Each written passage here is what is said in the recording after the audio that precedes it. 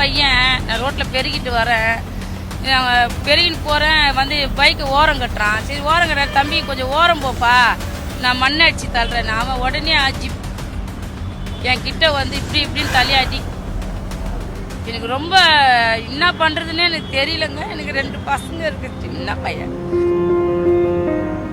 அதுக்கு மேலே என் பேர் 2 பிள்ளைங்க இருக்குது. எனக்கு 30 வயசுல 32 வயசு 2 பிள்ளைங்க இருக்குது. எனக்கு இந்த மாதிரி விஷயங்களை பார்க்கும்போது இவங்களுக்கெல்லாம் வீட்டில் அக்கா தங்கச்சி அம்மாலாம் இல்லையா அப்படின்னு தானே தோணுது. நம்ம நாட்டில் இப்போ நிறைய பேரோட மனநிலைமை எப்படி இருக்குன்னா, ஒவ்வொரு வாட்டியும் ஒரு பொண்ணுக்கு ஒரு அநியாயம் நடக்கும்போது அந்த தப்பு பண்ண அக்யூஸ்டோட அக்காவையோ இல்லை தங்கச்சியோ இல்லை அம்மாவையோ இழுத்து வச்சுதான் அந்த சுச்சுவேஷனை புரிய வைக்கிற அளவுக்கு கேவலமா இருக்குங்க. சரி, இந்த அக்யூஸ்டுக்கு என்ன பனிஷ்மெண்ட் கிடைக்க போகுதுன்னு தெரிஞ்சுக்கிறதுக்கு முன்னாடி இந்த மாதிரி டெய்லி லீகல் அப்டேட்ஸ்க்கு நம்ம பேஜை மறக்காம ஃபாலோ பண்ணிக்கோங்க. இந்த கேஸ்ல பாத்தீங்கன்னா அந்த ஆளோட வயசு அந்த அம்மாவோட வயசுல பாதி தாங்க இருக்கும். அவங்க கிட்ட போய் அசிங்கமா நடந்திருக்காரு, அதுவும் பப்ளிக் ரோட்ல வச்சு. இந்த மாதிரி ஓபன் ரோட்ஸ்ல வச்சு செக்ஷுவல் ஹராஸ்மெண்ட் பண்றது பிஎன்எஸ் செக்ஷன் 75 அடியில ஒரு கிரிமினல் அஃபென்ஸுங்க.